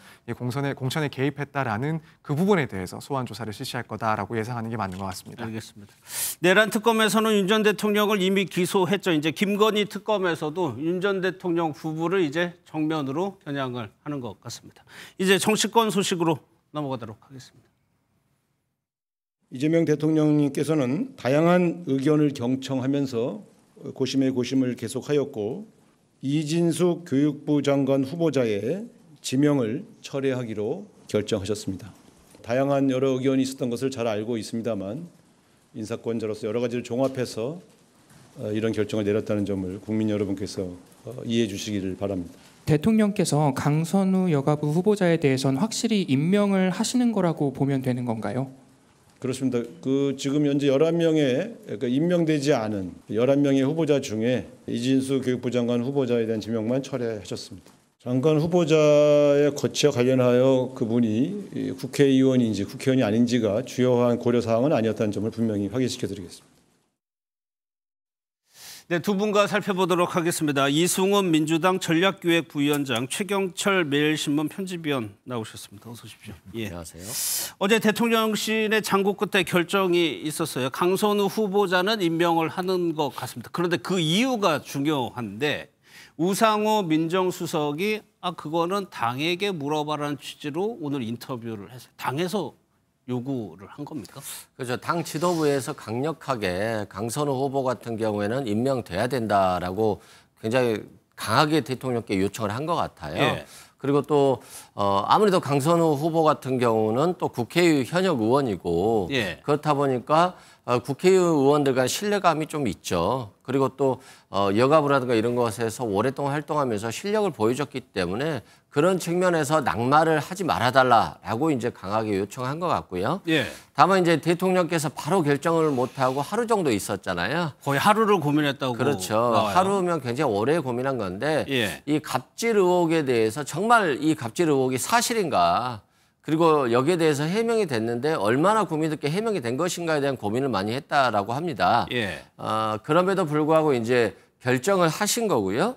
다만 이제 저는 좀 마지막으로 이제 걱정되는 게 재송부 요청을 할 거 아닙니까? 그럼 또 한 10일 정도의 기간이 있는데 이 기간 동안 또 다른 어떤 의혹이라든가 증거물이 나온다라고 한다면 한 번 더 판단할 수 있다. 대통령께 굉장히 부담이 될 거예요. 그래서 더 판단할 수 있을 것 같아요. 명확하게 뭐 임명한다라는 표현보다는 이진수 후보자는 지명 철회한다. 여기에 방점이 찍혀졌기 때문에 앞으로 또 다른 의혹이 나오지 않는다라고 한다면 임명될 걸로 보여집니다. 그럼 우상호 수석의 말대로 여당의 지도부 의견이었다고 판단된다. 여당 지도부에 물어보길 바란다. 이건 당에서 민주당에서는 좀 불만이 없다고 봐야 되겠네요.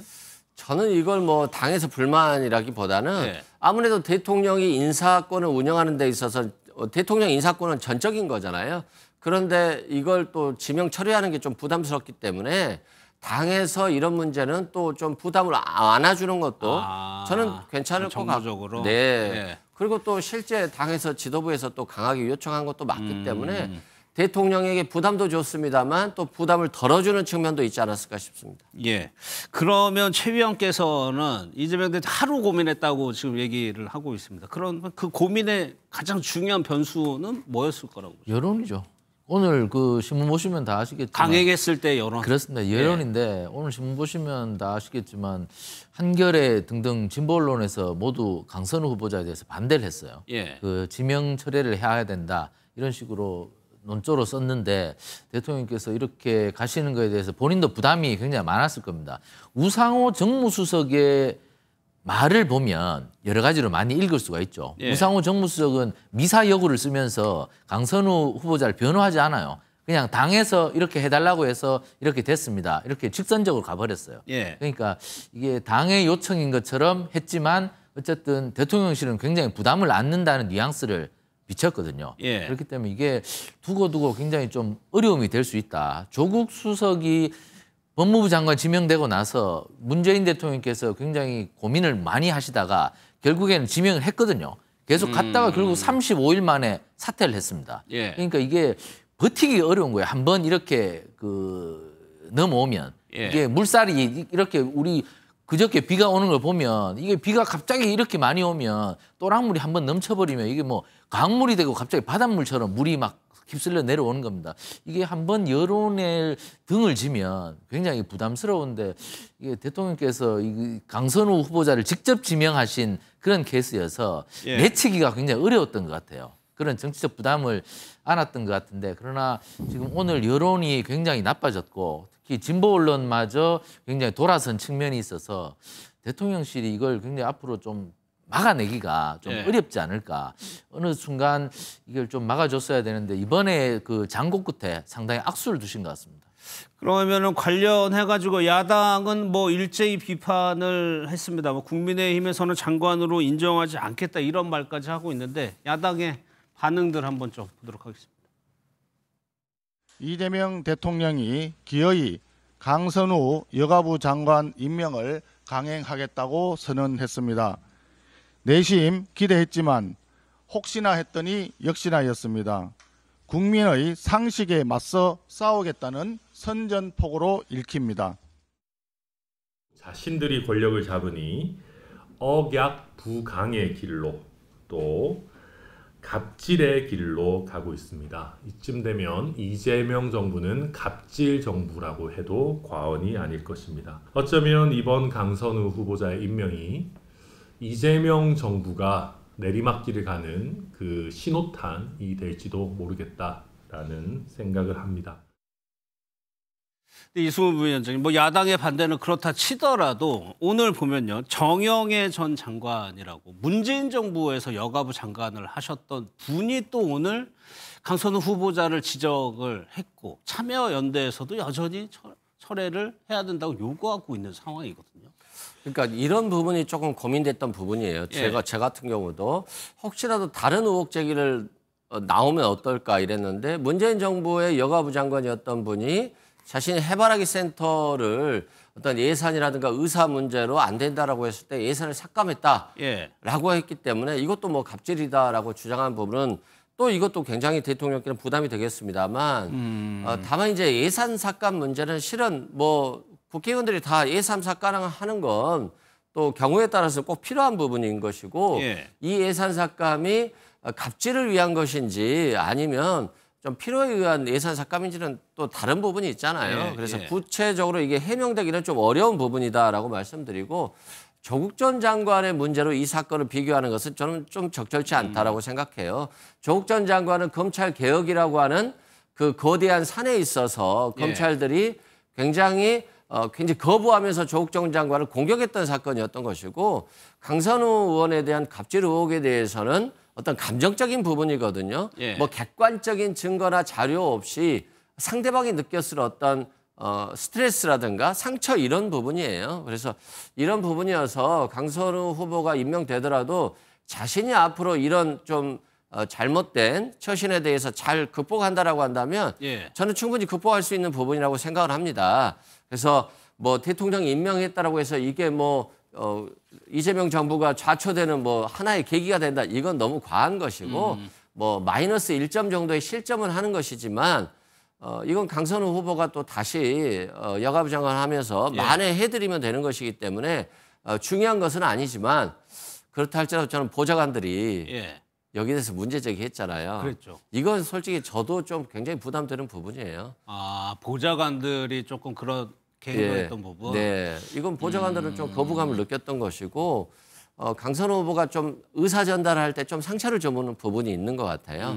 이 부분은 강선우 후보가 만약에 장관에 임명된다라고 한다면 또 자신이 또 잘못 처신한 부분은 잘 극복하신다라고 한다면 또 이재명 대통령에게 또 도움이 될 때도 있지 않을까 싶습니다. 그러니까 여론조사를 하나 보려고 하는데 지난주까지만 해도 저희가 금요일 날 갤럽에서 별 영향이 없다라고 했는데 오늘 나온 조사를 보면은 이재명 대통령의 지지율이 취임에 처음으로 이제 떨어진 걸로 나타났는데 이거는 이승훈 부위원장께만 한번 여쭤볼게요. 이게 이 추세로 이어지는 거냐 아니면 반등하느냐 문제거든요.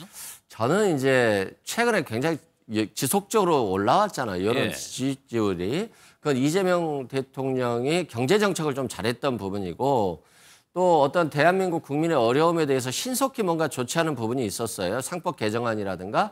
그래서 여당과 대통령이 협의해서 뭔가 신속하게 처리되는 부분에 대한 긍정적인 효과가 있었는데 인사청문 문제로 뭐 지지율이 떨어졌다라고 저는 또 단정하기 어렵고 또 지지율이 그렇게 해서 떨어졌다 할지라도 많이 떨어졌냐 그렇게 예단하기는 좀 어려워요. 그런 측면에서는 뭐 이게 강선우 후보자 문제다라고 보기 어렵고요. 또 지금 관세 협상 문제 있잖아요. 이게 좀 국민들의 고민이 좀 커져가는 문제가 있어요. 이 관세 협상이 또 잘 풀린다라고 한다면 인사청문 문제는 그렇게 큰 문제는 아닐 것 같다. 지금 지지율의 걱정 부분은 관세 협상이 좀 많은 영향을 미치지 않을까 싶습니다. 예, 최 의원님께는 이진수 후보자 지명 철회한 거 여쭤볼게요. 지금 방식을 두고 지명 철회라는 방식을 했으니까 대통령이 인사권 행사했다. 내가 철회할게. 이런 방식을 했다는 것도 조금 고민되는 부분이었던 것 같아요. 네, 그렇습니다. 이게 근데 제 경험을 보면 저 청와대를 출입해봤습니다만 자진 사퇴는 잘 하기 어렵습니다. 본인이 저 자진 사퇴하겠습니다. 이래도 대통령실에서 못하게 합니다. 아, 그래요? 그렇습니다. 모든 처분은 우리가 한다. 자진 사퇴를 시키든지 지명 철회를 하든지 어쨌든 우리가 조치를 할 테니까 당신은 아무 말도 하지 말고 그냥 가만히 있으라 이렇게 내려오기 때문에 어쨌든 지명 철회는 조금 센 조치죠. 이 센 조치를 한 것은 아무래도 강선우 후보자를 의식한 것으로 보이는데 강선우 후보자가 대통령께 너무 많은 빚을 진 것 같아요. 그래서 이 빚을 어떻게 갚아야 할지 저는 사실 좀 난감할 터인데 그러나 여가부 장관이 그렇게 빚을 갚을 만큼 그렇게 큰 역할을 할 수 있는 자리는 아니어서 빚을 갚기는 어려울 텐데 그렇다면 대통령께서 이 채무를 전부 다 뒤집어쓰고 가야 되는데 이 부분에서 대통령께서 너무 임기 초반에 너무 큰 돌을 지금 발목에 안고 가는 것이 아닌가. 이게 갑질이라는 게 사실 내란이라는 단어보다 국민들한테 더 와닿지 않습니까? 오늘 이 세 분 다 앉아 계십니다마는 갑질을 다 당할 수 있는 처지에 있지 않습니까? 뭐 우리 변호사님도 뭐 의뢰인한테 갑질 당할 수도 있는 거고. 어쨌든 갑질이라는 것은 우리나라 국민 5천만 모두가 시달릴 수 있는 것이기 때문에 그 갑질이라는 프레임에 휩쓸린 이 장관 후보자를 계속 끌고 간다면 국민들께서 분노 임계치가 굉장히 좀 심할 것 같아서 대통령이 이번에 너무 많은 부담을 안고 출발하시는 것 같다. 조금 좀 우려스러운 부분이 있습니다. 알겠습니다. 다음은 국민의힘 소식 살펴볼 텐데 이제 전당대회가 본격화되는 것 같습니다. 어제 김문수 전 장관이 출마 선언을 했죠. 그 영상부터 좀 보겠습니다. 저 김문수는 오늘 비장한 심정으로 국민의힘 당대표 선거에 출마할 것을 선언합니다. 전한길 씨는 당에 이미 입당을 했더라고요. 입당하는 사람을 특별한 문제가 없으면 일단 받아들여야 된다고 보고 문호를 개방하자 이렇게 하죠. 개방하고 지금 만날 계획이 있는 건 없고요. 뭐 얼마든지 또 저하고는 만나서 이야기할 필요가 있을 때는 할 수 있는 그런 열린 관계를 가져가고자 합니다. 최 의원님께 여쭤봐야 될 거 결국에는 김문수 장관이 뭐 나오기로 선언까지 했습니다. 그러면은 그 구친윤 뭐 반탄 세력 여기서 창동혁 의원도 여기에 포함되는 걸 알려주고 그러면 교통 정리가 어느 정도 된 상황입니까 이게? 나경원 의원이 안 나온 거 보면 일단 친윤 쪽에서는 약간 교통 정리 된 거죠. 약간 그렇습니다. 나경원 의원은 뭐 측근들한테 이런 얘기를 했다고 그래요. 김문수 나오면 난 안 나간다. 그러니까 그쪽에서는 어느 정도 그렇게 교통정리가 된 것 같고 그래서 김문수 후보가 나오니까 일단 장동혁 후보도 나온다고 그 선언을 했지 않습니까? 그렇기 때문에 이 두 분은 결국 단일화로 갈 것이다. 그렇다면 결국엔 단일화로 갈 것이다. 그래서 그 단일화 후보와 그리고 저쪽에 그 한동훈, 안철수 요 후보들이 만약에 나온다면 교통정리를 해서 그렇게 두 그룹이 아마 경쟁을 펼치지 않을까 이렇게 뭐 예측을 해볼 수 있겠습니다. 아니 그런데 김문수 후보에 대해서는 뭐 주류에서 대선 후보 당시에 그런 소동을 겪으면서 약간 좀 거부감이 있다는 분위기도 있지 않았었어요? 친윤 주류가 있겠죠. 근데 네. 친윤 주류가 지금 분화가 좀 돼서 그분들도 다 생각이 틀린 것 같아요. 어떤 분들은 뭐 김문수 이 정도면 괜찮다 하는 분들도 계시고 그 안에서도 그렇습니다. 어떤 분들은 절대 안 된다 하는 분들도 계셔서 그 사실 처음에는 뭐 안철수 그 의원을 밀었다고 그래요. 근데 안철수 의원을 밀었는데 저분도 또 이렇게 틀어지고 이렇게 해서 지금 친윤 그룹은 여러 가지 분열이 되고 분화가 돼서 지금 특정 후보를 밀기는 어려운 것 같습니다. 그래서 어쨌거나 개인기로 극복하는 분위기가 됐다. 그래서 지금 여론조사는 김문수 전 고용노동부 장관이 제일 높게 나와요. 그러니까 뭐 친윤이 지금 분화가 됐기 때문에 어쨌든 개인기로 극복해야 될 것이다. 주류가 민다고 해서 될 것은 아닌 것 같고 어쨌든 개인기 김문수, 개인기 한동훈 뭐 이런 분들이 개인기로 표를 모아서 아마 그렇게 될 것이다. 어떤 특정 그룹이 지원을 하긴 힘들 거다. 그럼 현재 상황에서는 개인기로 그렇게 두 분이 일단 나가서 결국에는 단일화를 해야 된다는 생각은 공통점입니까? 그렇습니다. 이게 결국엔 개인기로 물어붙여서 여론조사를 보겠죠. 여론조사는 지금 김문수 후보가 제일 높게 나오니까 여론조사를 통해서 단일화를 거쳐서 그 뭐 한동훈 계열 또 김문수 계열 이렇게 뭐 1대1 정도로 붙지 않을까 저는 이렇게 봅니다. 또 단일화 얘기 나오니까 또 봐야 될 것 같긴 한데 그러면 김문수 후보는 대선 후보에서 떨어지고 바로 당대표로 도전한 이재명 대통령도 그랬고 홍준표 전 시장도 그런 절차. 요즘에 이게 대세로 좀 굳어지는 것 같아요. 그런 것 같아요. 그런데 홍준표 전 대표나 이재명 대표는 졌지만 잘 싸웠다 이런 얘기가 있었어요. 홍준표 전 대표도 박근혜 전 대통령 탄핵 시기에 굉장히 힘들었는데 마지막에 스포트를 내면서 지지율이 많이 올라왔거든요. 이재명 대통령도 과거 0.72% 차이였잖아요. 근데 김문수 후보는 패배에 책임이 있는 부분이에요. 본인이 단일화한다라고 해서 김덕수라고 해서 당 대통령 후보가 됐잖아요. 그런데 단일화하라고 했더니 하나 하지 않았거든요. 결국에 이제 당원들께서 쌍권이 너무 심했다라고 해서 김문수 후보의 손을 들어주긴 했습니다만 단일화 거부에 대한 책임 이건 충분히 갖고 있다라고 봅니다. 그래서 쌍권 지도부도 김문수 후보에 대한 거부감이 있을 것이고 또 김문수 후보가 그러면 당대표가 됐을 때 과거와 절연하고 국민의힘을 개혁해서 수권정당이 될 수 있느냐라고 봤을 때는 굉장히 어렵다라고 보여지거든요. 물론 당원들은 다른 판단을 할 수 있을지 모르겠습니다만 제가 봤을 때는 굉장히 좀 답답해 보이는 후보다라는 생각이 들어서 저는 이번에 당원들이 국민의힘의 쇄신에 한 표를 던진다라고 했을 때는 김문수 후보가 안 될 수도 있겠다.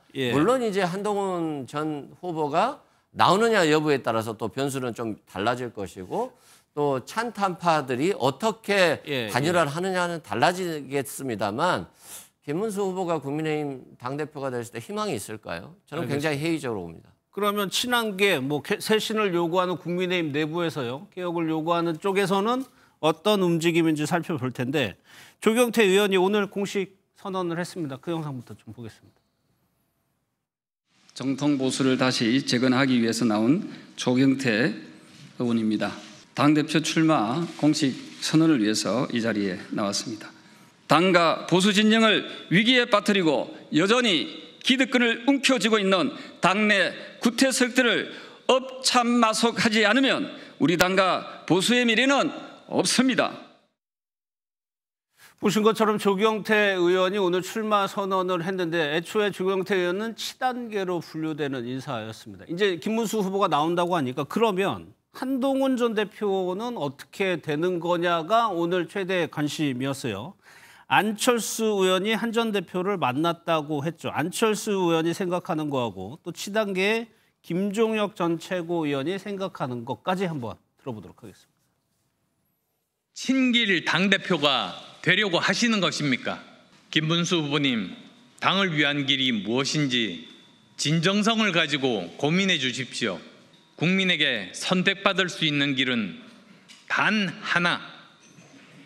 해체 수준의 혁신, 환골 탈퇴 수준의 개혁뿐입니다.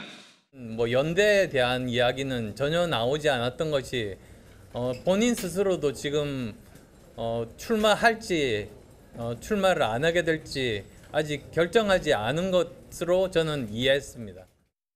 당이 굴러가는 과정들을 보니까 당대표가 뭘 하든지 간에 계속 뒷자리를 잡고 공격하고 당내 갈등을 불러일으키고 뭐 이런 일들이 계속 반복될 거라는 느낌이 들더라고요. 그렇다면 이렇게 소모적인 일들을 계속 할 필요가 있는가. 조경태 의원님은 또 본인이 이제 육선이시고 그러니까 구체적인 사안에 대해서 저희와 상의하거나 한 대표와 논의하는 건 아닌 걸로 알고 있습니다. 도대체 당을 어떤 방향으로 끌고 가겠다는 건지 김문수 후보는 본인이 무엇을 하겠다는 것들을 분명히 밝히셔야 됩니다. 네. 그러니까 당의 쇄신을 요구한 쪽에서는 안철수 의원하고 조경태 의원이 일단 출사표를 던진 상황인데 최 의원님 이런 보도가 있었어요. 한동훈 전 대표가 안철수 의원이랑 유승민 전 의원 만났다. 왜 만났냐는 거거든요. 그러니까 뭐 단일화를 하시고 싶으시겠죠. 누굴 밀어주자 아니면 날 밀어달라 이렇게 얘기를 하시고 싶어서 만났을 텐데 안철수 의원과 협의가 쉽지 않을 겁니다. 그런데 안철수 의원과 여태까지 협의를 해서 뭐 제대로 성공한 분이 별로 없기 때문에 그런 측면에서 협의가 쉽지 않기 때문에 독자 플레이를 할 수밖에 없습니다. 근데 지금 조경태 의원이 또 그 출사표를 던졌기 때문에 그 역학구도도 조금 복잡한 거예요. 한동훈 전 대표하고? 그렇습니다. 이게 한동훈 대표는 아마 제가 생각할 때는 나오고 싶은 마음이 한 7대3 정도로 70%는 나오고 싶어 하시죠. 7 정도로 보세요? 그렇습니다. 근데 측근들이 굉장히 말리고 있답니다, 지금. 왜냐하면 실익이 없다. 지금 나가서 이번에 승산이 없고 그리고 이번에 나가서 대표가 된다 한들 내년 지방선거 패배가 유력한데 그러면 그 이후로 또 사퇴해야 될 텐데 그렇다면 정치적 전망이 매우 불투명하다. 그렇기 때문에 이번에는 쉬어가야 할 타이밍이 아닌가 이렇게 측근들이 말린다는데 근데 정치인 입장에서 쉬기가 어렵거든요. 쉽지 않죠. 그렇습니다. 이거 몇 달만 쉬어도 잊혀지거든요. 그렇기 때문에 본인으로서는 굉장히 딜레마다. 그래서 본인은 나가고 싶은데 측근들을 말리고 그래서 굉장히 좀 어려운 고민스러운 지점이 있다고 들었습니다. 한데 이제 정치인은 결단하는 것이 정치인이기 때문에 본인이 곧 결단을 내리셔야겠죠. 하지만 안철수 의원이 끝까지 독자 플레이를 할 가능성이 높기 때문에 표가 분산이 된다면 김문수 후보에게 좀 불리한 것이 아닌가 저는 이렇게 예측을 해봅니다. 아니 그러면 지금 이 세 명의 역학관계를 생각해 보면은 안철수 의원과 연대 가능성, 단일화 가능성 좀 낮고, 그러면 조경태 의원도 뭐 아까 인터뷰면 6선이나 하셨던 분이기 때문에 긴밀하게 협의가 안 되고 이런 상황이라는 거예요. 그렇습니다. 그러니까 한동훈 전 대표가 딜레마에 빠질 수밖에 없고 측근들은 사실 정치 오래 한 분들도 계시고 이 정치판에 대해서 연구 많이 한 분들 많이 계시니까 그분들은 자꾸 말리죠.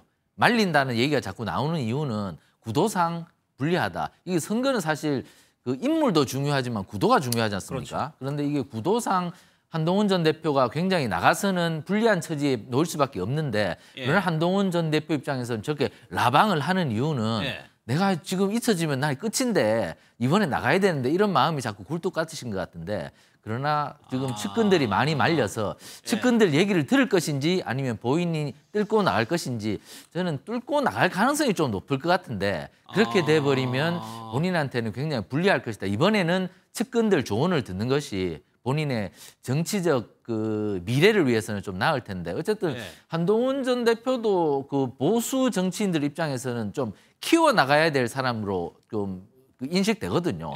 그러니까 쉴 타이밍에는 좀 쉬어도 괜찮은데 그러나 한 전 대표가 인내심이 얼마나 있을지 그게 참 의문입니다. 대략적으로 들으셨어요. 이승훈 부의장께서 이런 분석 평론에 동의하십니까? 저도 실은 한동훈 전 대표가 아니면 국민의힘이 변할 수 있을까 이런 생각을 했었어요. 초기에는. 근데 지금 국민의힘의 움직이는 모습들을 보면 한동훈 전 대표가 설록되더라도 국민의힘을 변화시킬 수 있을까에 대한 의문이 있어요. 이런 의문들은 측근들도 가지고 있는 것 같아요. 근데 측근들은 두 가지라고 생각합니다. 친윤 세력들이 한동훈 전 대표를 못 살게 굴 것이다 라는 생각도 들지만 본인들 스스로가 한동훈 전 대표가 통합의 리더십으로 친윤까지도 끌어들일 수 있을까에 대한 의문을 가지고 있는 것이 아닌가. 저는 이런 의문도 있어요. 이건 결국에는 한동훈 전 대표가 성격이 급하고 또 어떤 측면에서 보면 윤석열 전 대통령과 연결되는 부분이 있어요. 윤석열 전 대통령도 그냥 자기가 그냥 맞다고 그냥 끝까지 가시는 분이잖아요. 예. 한동훈 전 대표도 약간 검사 스타일 그런 측면이 있기 때문에 이런 측면에 대해서 우려를 하는 것 같은데 저는 이번에 만약에 한동훈 전 대표가 나온다면 어차피 김문수 후보로 또 저쪽도 단일화 갈 거란 말입니다. 예. 그렇기 때문에 저는 한동훈 전 대표가 이번에는 좀 쉬면서 조경태 후보와 안철수 후보가 단일화를 통해서 뭐 이 합리적 개혁 보수, 뭐 유승민 후보까지 합쳐서 유승민 전 의원까지 합쳐서 좀 어떤 단일화를 만들어주고 이걸 지원하는 프레임으로 간다라고 한다면 오히려 한동훈 전 대표의 다른 모습을 좀 국민들께 보여줄 수 있지 않을까. 예. 저는 그래서 이번에는 좀 쉬었으면 좋겠다. 저도 그런 생각을 갖고 있습니다. 그럼 최 의원님 저희가 이거 그래픽을 준비했는데 뭐 한동훈 전 대표는 물음표로 해놨어요. 그럼 일단은 여기 이 인물 말고 더 주목해봐야 될 인물은 없는 거죠, 현재 상황에서. 뭐 다른 분들은 나오신다는 뭐 말씀이 있지만 뭐 네. 그분들은 뭐 여론조사를 볼 때 굉장히 좀 유의미한 그 수치는 보이지 못하고 있어서 예. 일단 저분들이 출발을 할 겁니다. 출발을 해서 장동혁, 김문수 단일화, 예. 안철수, 조경태 단일화는 좀 힘들 것 같습니다. 왜냐하면 두 분 성격을 봤을 때 단일화 협상을 하기가 쉽지 않을 것이고 결론도 내기가 쉽지 않을 겁니다. 그렇기 때문에 예. 어쨌든 지금은 김문수가 굉장히 대세론을 형성하고 나가고 있는 것으로 보인다. 그렇기 때문에 그 사실 나경원 의원도 나오면 당원들 지지가 만만치 않은 사람이거든요. 예. 그러니까 나경원 의원이 안 나온 것만 봐도 일단 당원들 지지도는 굉장히 김문수 쪽으로 좀 쏠린 것이 아닌가 이렇게 계산을 할 수 있기 때문에 일단은 예. 지금 김문수 대세론으로 출발한다. 그러나 장동혁 의원도 뭐 다크호스로 보입니다마는 인지도 측면에서는 예, 초선 의원이 예. 이래서 김문수 전 고용노동부 장관하고는 비교가 되지 않는 부분이 있기 때문에 어쨌든 대세론으로 출발을 하는데 그러나 다른 변수가 한동훈 변수가 있겠죠. 한동훈 갑자기 나와서 바람몰이를 굉장히 일으키면 모르겠는데 예. 그러나 한동훈 전 대표도 지금 당내에서는 굉장히 소수예요. 그래서 당원 80%, 민심 20%로 지금 전당대회가 치러지는데 그런 구조적 측면에서는 좀 불리할 수밖에 없다. 일단 김문수 대세론으로 출발해서 그러나 김문수가 어떤 뭐 변수를 맞으면 모르겠지만 어쨌든 지금으로 봐서는 김문수 전 고용노동 장관이 굉장히 유리한 위치에 있다. 이렇게 해석할 수 있겠습니다. 그러면 또 당 밖에서는 뭐 지난주에도 저희가 전해드렸는데 전환길 씨가 계속 목소리를 높이고 있어요. 그 영상까지 한번 좀 보도록 하겠습니다. 이렇게 만약에 제가 뭐 국회의원이 되거나 또는 뭐 전당대 대표가 되면 사람들이 뭐라 하겠어요? 저를 지지했던 사람이. 저는 할 생각이 전혀 없고요. 평당원으로서 망가진 국회의원을 저는 되살리기 되찾겠다. 저는 그냥 이수인 장관이 그랬는 것처럼 100의 종을 할 겁니다. 뭐 김문수 후보가 어제 출마 선언했고 뭐 장동혁 의원도 나온다는 이야기 들리고 그 두 분도 마찬가지로 나 후보 단일화 해야 됩니다. 그러면은 경선에서 그들 또 통합할 수 있도록 그 약속까지 다 받고 지지를 할 겁니다. 조건부입니다.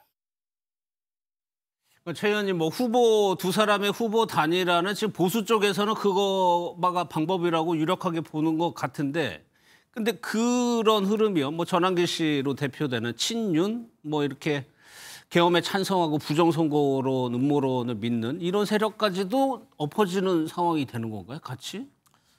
뭐 김문수 지금 후보는 뭐 모든 분들을 좀 안고 가겠다는 그런 포용주의자이기 때문에 김문수 후보 자체도 거기에 조금 그렇습니다. 그런 식으로 가겠죠. 근데 지금 김문수 후보가 어떤 생각을 갖고 있든 전환길 지금 전 강사가 목소리를 높이고 있지만 저게 당의 주류가 될 수는 없습니다. 이게 여러 역사를 보면 정광훈 목사가 뭐 지금 야권 내에서 굉장히 목소리를 많이 높였던 분이었지만 결국 그분이 주도를 한 적은 한 번도 없었습니다. 그렇기 때문에 전한길 강사가 저렇게 목소리를 높이지만 저분이 제가 볼 때는 뭐 전체 당내 목소리에서 2% 이상 그 목소리를 내는 위치가 아니다. 그냥 1, 2% 정도는 하겠지만 그 이상의 목소리를 낼 수는 없다. 그냥 정말 그 적은 분량의 양념일 뿐이지 저분이 목소리를 내서 뭐 당을 좌지우지하고 이런 것은 기우다. 그 지나친 걱정이다. 송원석 비대위원장이 오늘 또 이 메시지 전환길 씨 관련해 언행에 관련해서 메시지를 냈지만 진작에 좀 빨리 선제적으로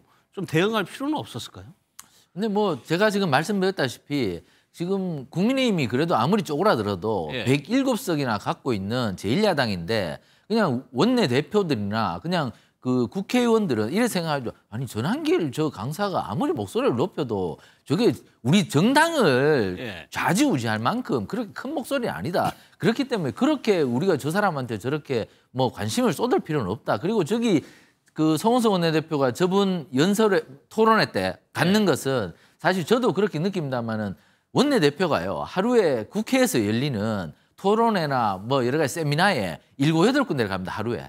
그러니까 그 인사치레로 갔기 때문에 그렇게 큰 의미를 둘 필요는 없다. 그렇기 때문에 저분 극우가 뭐 장을 장악해서 뭐 휘두르고 있다. 이렇게 하는 것은 오해에 가깝다. 그리고 전한길 씨도 그걸 잘 알고 있을 겁니다. 그렇기 때문에 저는 목소리를 낼 뿐이지 자신의 목소리가 당을 뒤집고 일으키고 이런 역할을 하겠다는 생각은 없을 겁니다. 이승우 부회장님도 1분 얘기하셔야 되니까 혁신위를 좀 건너뛰는 듯한 느낌도 들고 전대로 좀 거기서 뭔가 결단이 날 것 같아요.